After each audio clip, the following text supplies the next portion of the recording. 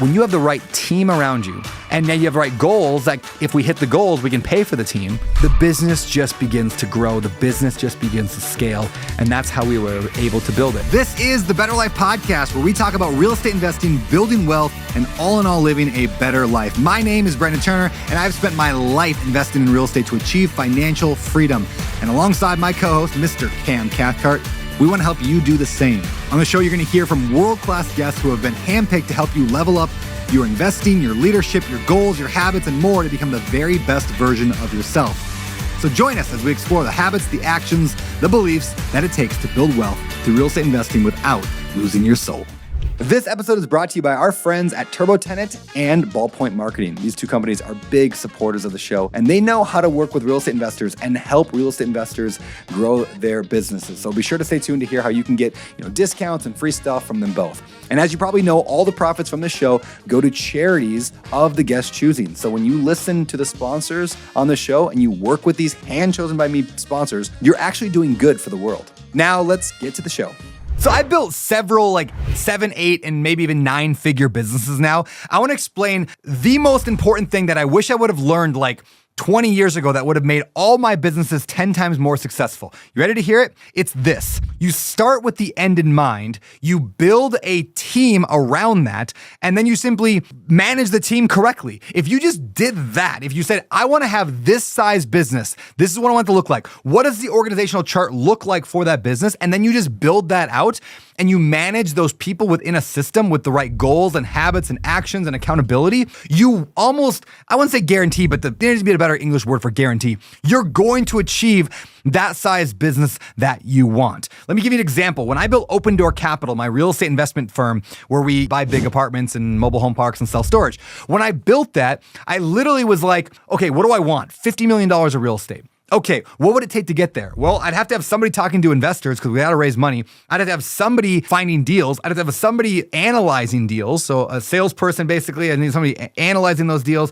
I would need a finance person to handle all the money going in and out. And I would have to have an assistant to handle my life. And I'd have to have a CEO or a COO, somebody in charge, a boss. I don't want to be middle manager. If I had that group, could I buy $50 million of real estate? That was the theory. If I find who's the best person in the world to be in investor relations, to get investors, to talk with them, to be on the phone all day long. And then I found a dude, his name's Mike Williams. He's awesome. You can check him out. Mike Williams became my investor relations guy. And then I was like, well, who's the best finance guy in the world? I met Micah. Micah's phenomenal. And then who can do this and who can do this? And I built out this team. And then in the 3-year goal was to buy $50 million of real estate. The truth is, we did not buy $50 million of real estate in that time period.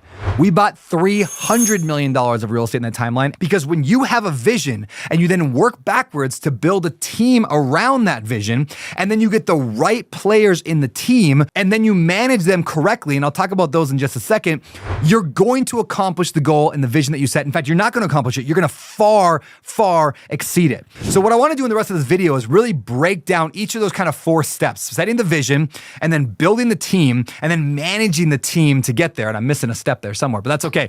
And you will accomplish that goal. You'll far exceed it. So let's talk about those right now. First, setting the vision. So one of the biggest mistakes I see people make is that, and I made it for years. I mean, I was over on the Bigger Pockets podcast talking about real estate every single week with people. And I kept kicking around, I don't really know what I want to do. And I don't really know what the right path is. I don't really know where I should be next. I don't really know what to do next. And so I just did nothing. I mean, I'd buy a flip here. I'd buy a rental here. I just do little things, but I didn't really pick a thing because I didn't know what the right thing was. And here's a metaphor somebody explained to me that I hope will make an impact on your life. You are not an old man on the beach with a metal detector out there looking for your destiny. You're not sitting there going oh, I wonder if there's some gold down here somewhere. No, you are an artist at a canvas, a big white board, and you've got 100 paint colors in front of you. You can paint whatever you want. Whatever you want to paint, you can paint. And so rather than thinking, what should I do? Or what's the right thing I should do? Why don't you start asking, what sounds amazing? What fires you up? What sounds cool? What's gonna make you wake up on a Monday morning and go, it's 5 a.m., I'm ready, I can't sleep anymore. I got a life to lead. I got an empire to build. What's gonna make you fired up? For me, it was I'm gonna buy $50 million of real estate. I'm doing it. And then I just did it. One of my favorite quotes says, sometimes it's more important that you decide than what you decide. Now, why did I choose? I chose mobile home parks in the beginning. That was part of my vision. I said, I'm going to buy $50 million of mobile home parks. Why mobile home parks? Because I picked it. There's not a lot more to it than that. And people always want a more fancy answer. And I can give you 7 to 10, 12 reasons why mobile home parks are awesome. I love them. It's low income housing and you don't own the houses, you just own the land. And so I don't have to deal with toilets and all that makes sense. But at the end of the day, a lot of real estate makes sense. There's a lot of other avenues I could have gone to. The reason it works for me is because I picked it. And that's just the truth. So you pick a thing. Now, of course, I'm not going to pick some random thing that I don't care about or that I have no interest in or that isn't actually mathematically going to work. It still has to functionally work. But I think people are always trying to find the best solution in the world. Sometimes you just got to make a decision and go with it. It's more important that you decide than what you decide. So I said, okay, I'm going to buy $50 million of real estate, specifically mobile home parks. Where'd the $50 million come from? Actually, true story. After I kind of plotted out the team, I think I had another number there. I think I had like 20 million originally, but then I plotted out the team and I was like, oh, I need 6 people. What does it cost for 6 full-time employees? Well, for 6 full-time employees, it's going to cost me $500,000 a year. Okay, well, to get $500,000 a year over 3 years, that's like $1.5 million. Well, how am I going to get $1.5 million? I would have to buy roughly $50 million of real estate. That was the number. I'm like, okay, I guess that's what I got to do. So if I can buy $50 million of real estate, I would have enough money from acquisition fees. It's just part of the money that comes in when you buy a property. I would have enough money to keep the lights on. And that's where that number came from. And so it's kind of like the chicken and the egg a little bit, right? The goal kind of set the team and the cost of the team kind of made me really evaluate the goal. But then I got it. Now I have a vision, $50 million, mobile home parks in 3 years. And I'm going for it. So then I read this book called Vivid Vision by a guy named Cameron Herold. And it's like, lay out your vision in some kind of like fun to consume format. Like not just like a goal, like $50 million of real estate in 3 years, but a vision. Like I did a newspaper article I wrote 3 years in the future. So it started with, December 31st, 2021. Is that what it says there? Holy cow. Yeah, it's right there. It's like, Open Door Capital is an investment firm unlike any you've ever seen. Instead of suits and ties, you got board shorts and flip-flops. I wrote down this whole article like the New York Times had written an article about me. And at the time, we didn't have ChatGPT. Here's a little tip for you. You can actually just like write up the main points you want into ChatGPT and ask it to write you an article in the future.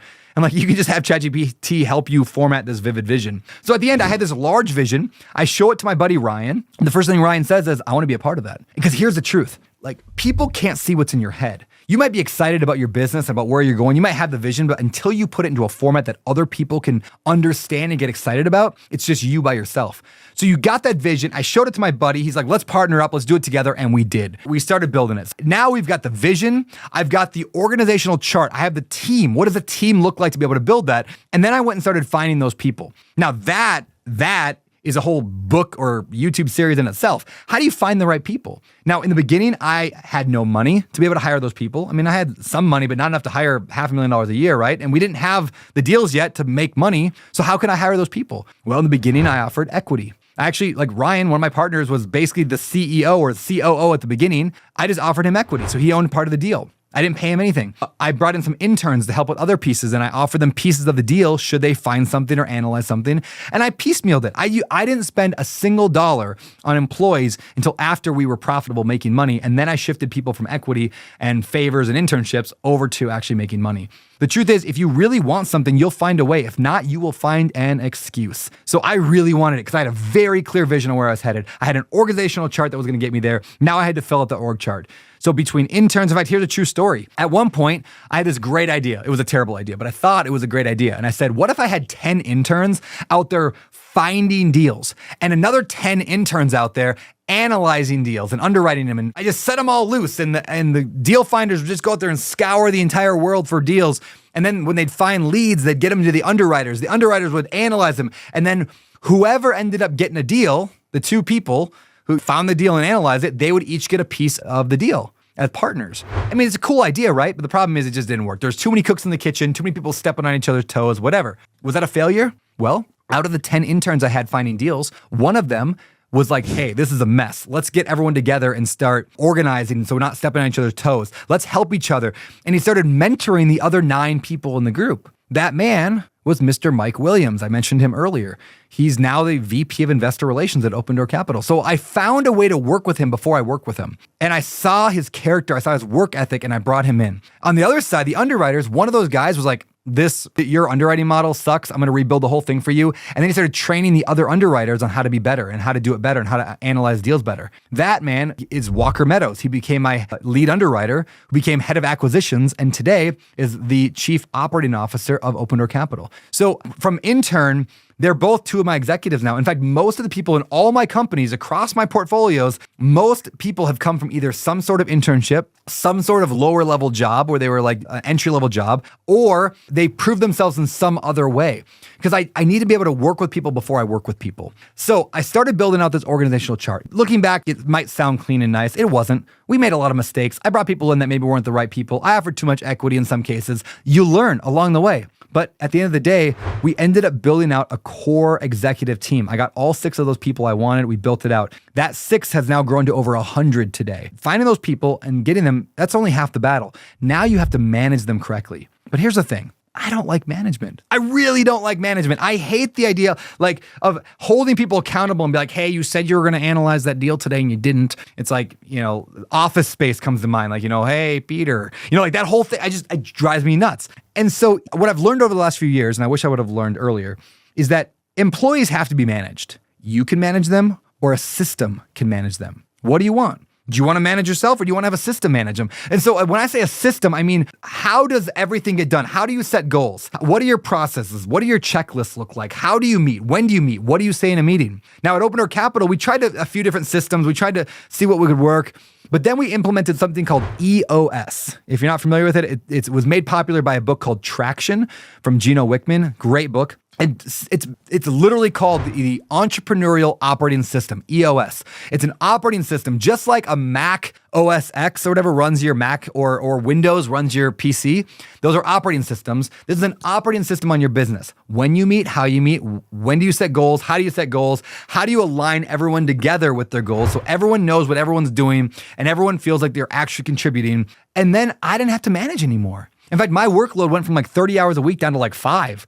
Where I had several key meetings that were put out there by this EOS system, and things actually got done. It was phenomenal. And all of a sudden we started growing because now we had the right vision, we had the right team, and we had the right management to get it all accomplished. Now, to keep growing, of course, we've had a million problems. We've had a million things we had to overcome. We didn't have enough deals for a while, so we had to figure out how to get better deal flow. We didn't have enough money. We had to figure out how to raise more money. We didn't have a lot of things. Like things just come up, and that's part of business. But when you have the right team around you, and now you have the right goals that if we hit the goals, we can pay for the team, the business just begins to grow. The business just begins to scale. And that's how we were able to build it. So when I built the Better Life Tribe, we donate 100% of profits to charity.